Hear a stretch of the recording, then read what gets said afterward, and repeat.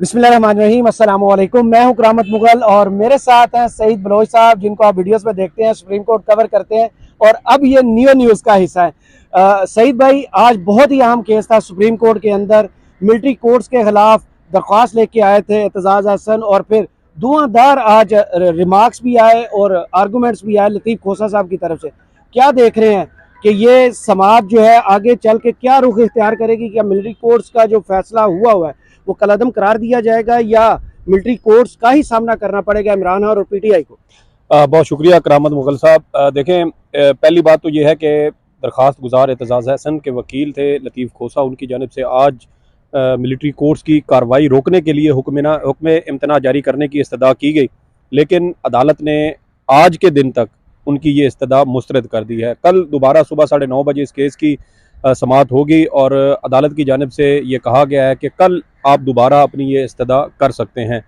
तो आज जो ऑब्जर्वेशन हुई, जो कमरा अदालत का माहौल था, अगर हम उसकी बात करें तो बज़ाहिर यही लगता है कि सुप्रीम कोर्ट इसमें मदाखलत करेगी और मिलिट्री कोर्ट्स के हवाले से जो कार्रवाई जारी है सिविलियन के ट्रायल के हवाले से उस पर हुक्म इम्तना जारी हो सकता है। लेकिन आज तो नहीं हुआ, कल इस बात का इम्कान है, क्योंकि चीफ जस्टिस की जानिब से दौरान समाअत ये ऑब्जर्वेशन भी दी गई है कि हम इस मामले की जल्द समाअत मुकम्मल करना चाहते हैं। सही। तो आज का दिन था, इसमें अब लतीफ़ खोसा के दलाइल मुकम्मल हो चुके हैं। कल इस पर वकील फैसल सिद्दीकी, जो कराची से सिविल सोसाइटी के कुछ अरकान हैं, उनके वकील हैं, उनकी नुमाइंदगी कर रहे हैं, कल वो दलाइल देंगे। उसके बाद सलमान अकरम राजा की बारी आएगी। फिर साबिक चीफ जस्टिस जवाद एस खाजा के वकील हैं ख्वाजा अहमद हुसैन, वो अपने दलाइल देंगे और शायद आखिर में वफाकी हुकूमत के वकील अटारनी जनरल की बारी आएगी।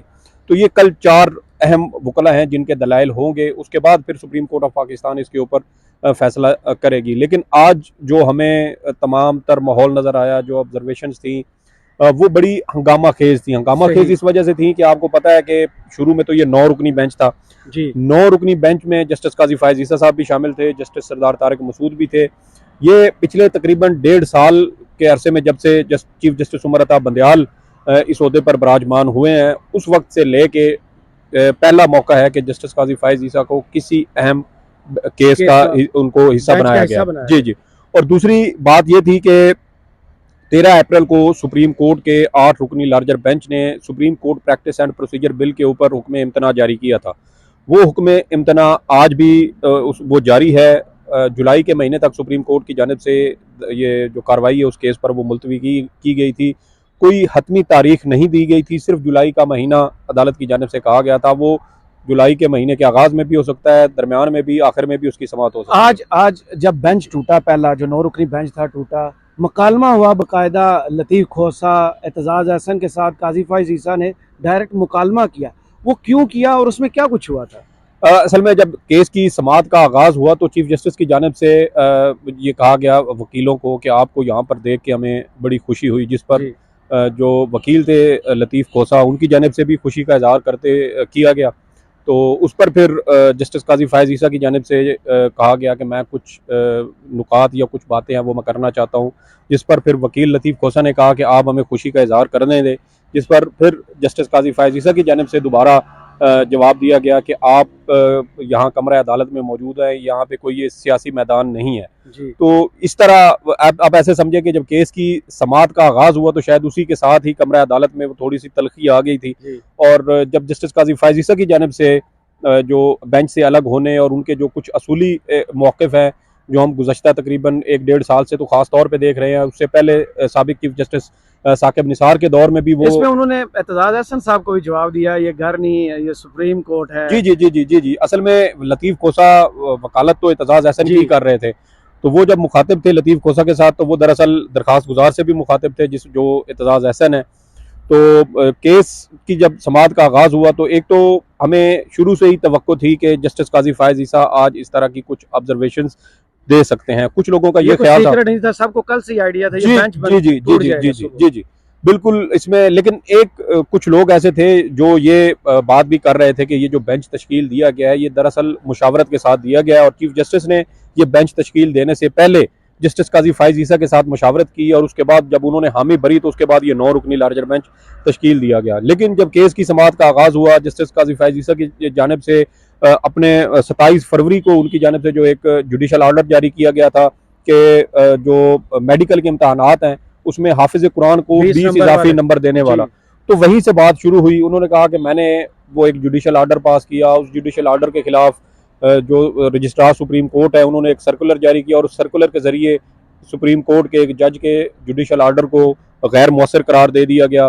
फिर उसी केस के हवाले से चीफ जस्टिस ने एक नया बेंच तश्कील दिया, लार्जर बेंच, और उस बेंच के अंदर भी मुझे शामिल नहीं किया गया। लेकिन क्योंकि अमूमन जो एक रिवायत है, अदालती रिवायत है, वो ये है कि जब नया बेंच तश्कील दिया जाता है तो उसमें जो पिछले जजेस होते हैं वो भी उसमें शामिल होते हैं, तो उसमें जस्टिस काजी फायज ईसा को शामिल नहीं किया गया। फिर उस लार्जर बेंच ने एक ही समाअत के दौरान वो जो केस था वो केस ही निपटा दिया। उसमें ये कहा गया कि क्योंकि पीएमसी के जो रूल्स हैं वो नए बन चुके हैं तो इस वजह से अब ये केस गैर मौसर हो गया है। अदालत ने वो केस निपटा दिया। जब केस निपटाया गया तो जो जस्टिस काजी फायज ईसा का वो जुडिशल ऑर्डर था वो खुद ब खुद गैर मौसर हो गया। तो वो उसकी वजह यह है कि जब भी अदालत की जानिब से कोई केस निपटाया जाता है तो उसके ऊपर फिर जो हतमी ऑर्डर आता है, जो फैसला आता है, वो बरकरार रहता है, उससे पहले वाले तमाम ऑर्डर जो है वो खत्म हो जाते हैं। दूसरा प्रैक्टिस एंड प्रोसीजर बिल का जो कि एक्ट है उस पर केस अभी चल रहा है, उसका फैसला मुस्तकिल में क्या होता है ये कोई अभी जज नहीं कर सकता।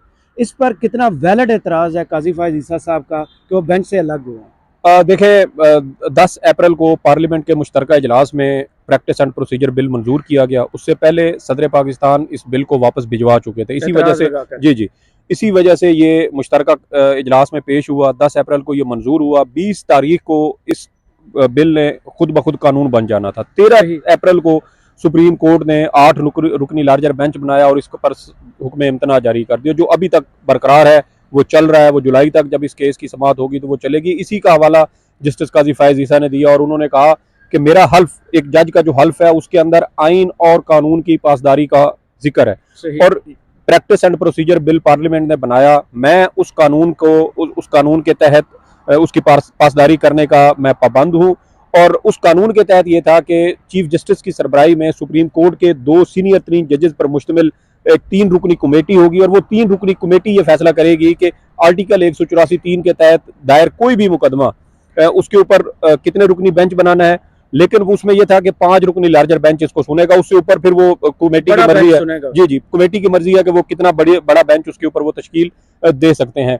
एक तो उनकी जानिब से ये बुनियादी एतराज था कि मैं, चूंकि वो कानून बन चुका है, इसलिए मैं उस कानून जब तक उसके ऊपर कोई फैसला नहीं हो जाता तो मैं कोई केस नहीं सुन सकता। आज लतीफ़ खोसा साहब ने बड़े दिलचस्प एक नुक्ता उठाया कि फॉर्मेशन कमांडर्स की जो प्रेस रिलीज आई थी कॉन्फ्रेंस की, उसमें कहा गया कि जितने भी 9 मई के वाक़यात हैं उनके बड़े वैलिड सबूत, नाकाबिले तरदीद शवाहिद हमारे पास मौजूद हैं। जी। तो उन्होंने नुक्ता उठाया कि अगर नाकाबिले तरदीद शवाहिद मौजूद हैं तो फिर कर्नल साहब क्या फैसला करेंगे? ये किस पैराए में हुआ था सारा? देखिए, उन्होंने 2 हवाले दिए। एक तो कोर कमांडर कॉन्फ्रेंस हुई थी 15 मई को, उसका उन्होंने जिक्र किया, उसका एलामिया उन्होंने पढ़ के सुनाया। दूसरा 7 जून को फॉर्मेशन कमांडर रवा माही हुई जिसमें कर्नल से लेके उससे ऊपर तक यानी कोर कमांडर्स भी उसमें शामिल थे। जी, वो तमाम अफसरान उस फॉर्मेशन कमांडर कॉन्फ्रेंस का हिस्सा थे। अब दोनों जो एलामिये थे उसमें यह कहा गया कि इसके नाकाबिले तरदीद शवाहिद मौजूद है और 9 मई के वाक़यात में मुलव्वस तमाम मुल्ज़मान के मुकदमात फौजी अदालतों में चलाए जाएंगे। अब बुनियादी नुक्ता इस पर जो लतीफ़ खोसा वकील है उनका ये था कि जब कोर कमांडर कॉन्फ्रेंस में, फॉर्मेशन कमांडर कॉन्फ्रेंस में ये फैसला हो चुका है कि नाकाबिले तरदीद शवाहिद मौजूद है, तो फिर एक कर्नल लेवल का अफसर जो है वो कैसे खुद मुख्तार या आज़ादाना तौर पर इस बात का फैसला कर सकता है कि ये मुल्ज़मान जो फौजी अदालतों के सामने पेश हो रहे हैं, इनका जो फैसला है वो गैर जानिबदाराना होगा और वो किसी किस्म के दबाव से आज़ाद होगा। तो ये एक नुक्ता था। ये जितने भी दरख्वास्त गुजार हैं चारों, जो उनकी जानिब से यही नुक्ता उठाया गया। फिर साबिक चीफ जस्टिस जो है जवाद ख्वाजा, उनकी जानिब से एक नुक्ता ये भी उठाया गया कि अगर आपने किसी सिविलियन का ट्रायल करना है तो उसका फौज के अंदर गठजोड़ साबित करना जरूरी है। मतलब कि ये तमाम अफराद कि वहां से सपोर्ट मिली है, सपोर्ट थे, आपस में राब्ते में थे, मुनज़्ज़म तरीके से। जी, ये मुनज़्ज़म तरीके से इन्होंने ये हमला किया है। तो अभी तक ऐसा कोई लिंक भी साबित नहीं हो सका, तो इसलिए इन तमाम अफराद का ट्रायल फौजी अदालतों में नहीं, यानी कल की जो समाअत है वो इंतहाई दिलचस्प होगी और देखते हैं मुस्तकिल में मिलिट्री कोर्ट्स के हवाले से क्या फैसला आता है। बहुत शुक्रिया सईद बलोच साहब के तजिया का। कमेंट्स बॉक्स में ज़रूर बताइएगा ये वीडियो आपको कैसी लगी। इजाज़त दीजिए, अल्लाह हाफिज़।